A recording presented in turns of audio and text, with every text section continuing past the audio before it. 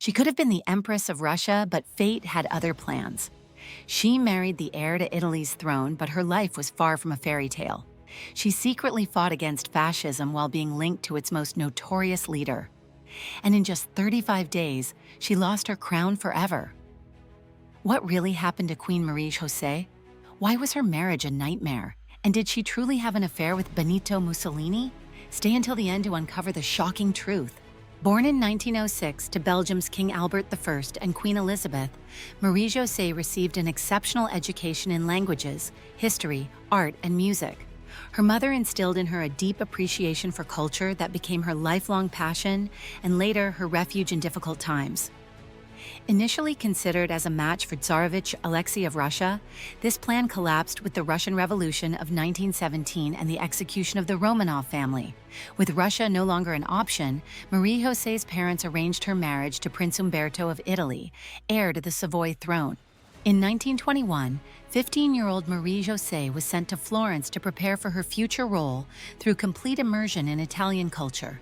She embraced this opportunity with enthusiasm, studying Italian literature, exploring Renaissance art, and developing genuine love for her future homeland.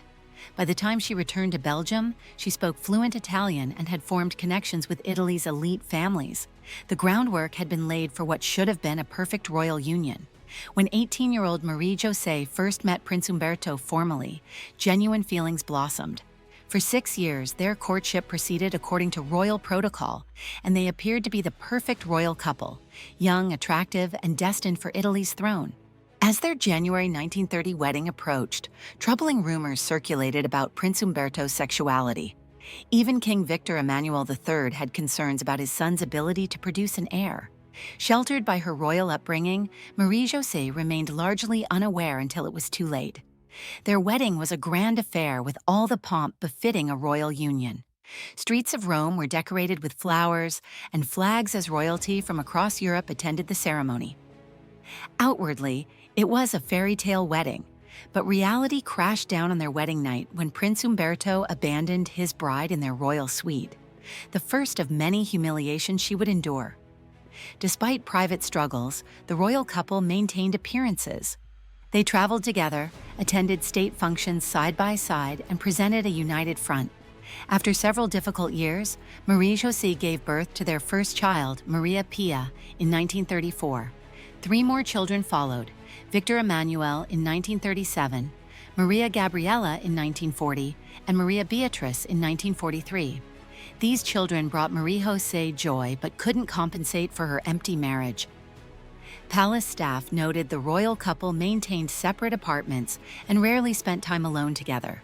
Their interactions were formal, more like colleagues than spouses.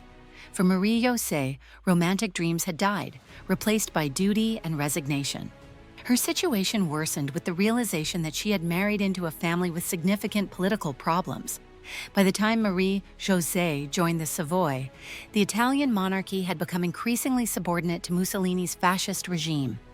The 1930s brought dark clouds over Europe as Marie Josée found herself trapped between her Belgian heritage and Italy's alliance with Hitler's Germany. Unlike her accommodating father-in-law, she was genuinely repulsed by fascism's brutal ideology and racial theories. As war approached, Marie Josée took extraordinary risks. Multiple historical accounts confirm she secretly supported anti-fascist activities. Under the guise of charitable work, she passed information, arranged meetings, and helped finance resistance operations. One of her most significant contributions was using her connections to help Jewish families escape persecution. Working through trusted aides, she facilitated false documents, safe houses, and escape routes. This required absolute secrecy. Discovery would have meant personal disgrace and potentially severe consequences for the monarchy. While secretly opposing fascism, Marie Josée maintained public cordiality with Mussolini.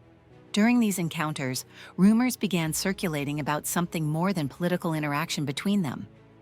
These rumors seem implausible given her documented hatred of fascism, but some historians suggest she may have deliberately cultivated ambiguity in their relationship to gain information for the resistance. The turning point came in July 1943. Following Allied landings in Sicily and facing military disaster, the Grand Council of Fascism removed Mussolini from power. King Victor Emmanuel III had him arrested, and Italy began negotiating an armistice with the Allies. For Marie Josée, this vindicated her opposition to fascism. But the joy was short-lived as Germany responded by occupying much of Italy, forcing the royal family to flee south. As World War II ended in 1945, Italy's monarchy faced a struggle for survival due to its compromised position under fascism. King Victor Emmanuel III abdicated on May 9, 1946, making his son Umberto king and Marie Josée queen, just as the institution teetered on collapse. Queen Marie Josée approached her new role with characteristic dedication. She worked tirelessly to rebuild the monarchy's image, emphasizing her anti-fascist credentials and connecting with the Italian people. Meanwhile, King Umberto II, nicknamed the May King, appeared indecisive and disconnected from public sentiment. On June 2, 1946, Italy held a referendum on the monarchy's fate. When 54.3% voted for a republic, Marie Josée accepted the verdict with dignity while Umberto disputed the results. This final misstep sealed their fate. On June 13th, just 35 days after becoming queen, Marie Josée left Italy for exile. Witnesses reported that while Umberto appeared devastated, she seemed almost relieved. Marie Josée's post-royal life represents one of the most successful reinventions in modern royal history.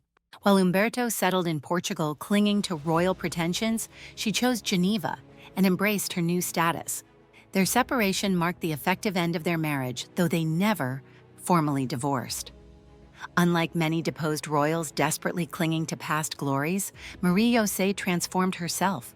She insisted on being addressed simply as Madame, rather than by royal titles. When Italian friends called her queen, she would gently correct them. The Italian people chose a republic, and I respect their decision. Music had always been Marie Josée's passion, and in exile it became her mission. In 1959, she established the Queen Marie Josée International Music Competition, which quickly gained prestige in the classical music world. She also became known for her expertise in art history, particularly Italian Renaissance painting. Friends described her as more fulfilled in exile than during her royal years. One visitor remarked, "She lost a crown but found herself." Throughout these years, Marie Josée maintained dignified silence about her marriage and time at the Italian court. She never publicly commented on rumors about Umberto's sexuality or her alleged relationship with Mussolini. Her discretion earned respect even from former opponents. In 1983, the Italian government lifted the ban on male members of the House of Savoy visiting Italy. This allowed Marie Josée to occasionally return to the country she had once almost ruled. Her visits were always private, focused on cultural events rather than political statements. On January 27, 2001, Marie Josée passed away in Geneva at 94. Her death marked the end of an extraordinary life spanning Europe's old order collapse, 2 world wars, fascism, exile, and personal reinvention. In a gesture of reconciliation, the Italian government allowed her burial in the Savoy Royal Crypt near Turin, returning in death to the country that had rejected her in life. The question of Marie Josée's relationship with Mussolini remains intriguing. 2 significant claims have fueled speculation. Vittorio Mussolini, Il Duce's son, claimed his father confided about a romantic relationship with the princess. Later, portions of Clara Petacci's diary, Mussolini's mistress, described an alleged incident where Marie Josée attempted to seduce Mussolini. Historians largely dismiss these claims as inconsistent with Marie Josée's documented anti-fascist activities and character. A more plausible explanation is that she may have strategically allowed Mussolini to misinterpret diplomatic interactions as personal interest, gaining access and information for resistance work while feeding his notorious ego. Marie Josée took her secrets to the grave, maintaining the royal discretion that defined her extraordinary life. A woman who navigated the treacherous waters of 20th century European politics while keeping her true self hidden from public view. What do you think? Did Queen Marie Josée truly have an affair with Mussolini, or was it just a political game? Share your thoughts in the comments. Don't forget to like, subscribe, and stay tuned for more royal secrets.